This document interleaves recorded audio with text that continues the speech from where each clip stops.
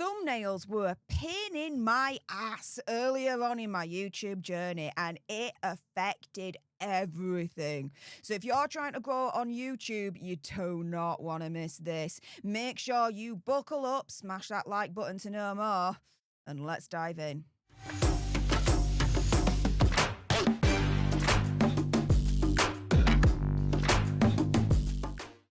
Hey up everyone, my name is Stef from Market Maker MGMT, and welcome back to Don't Do This on YouTube, the only channel brave enough to tell you exactly what will get your video buried, your channel demonetized, shadow banned, or straight up deleted. Now, you guys might be thinking, if you're new to this channel, who the deuce am I?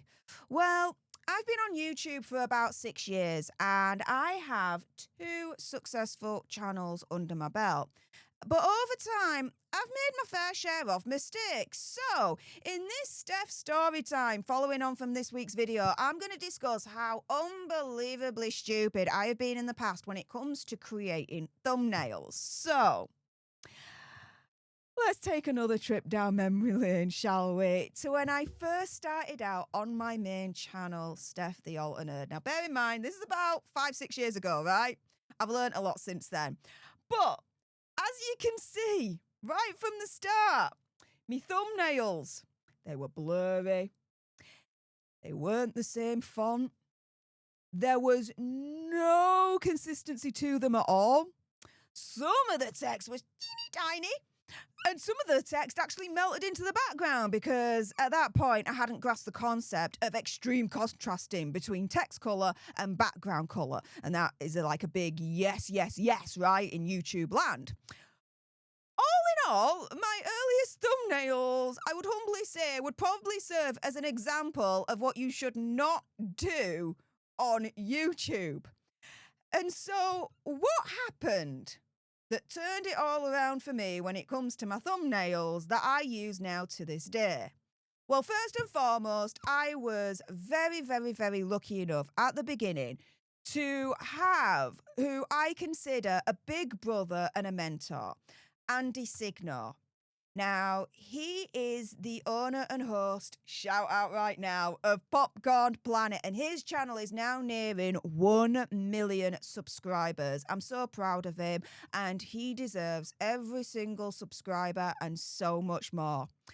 And so, as I started to, create more content on YouTube, I then started to take more note as to how he was doing his own thumbnails and take inspiration from that.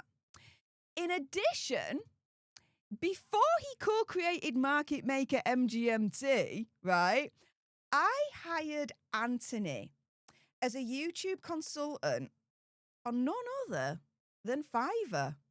Yeah, Anthony used to be a YouTube consultant on Fiverr. He came in, turned my channel upside down, and came back with so many improvements that are still working to this day, one of which is a complete redesign of my thumbnails, which, do you know what? After all these years, I still use to this day.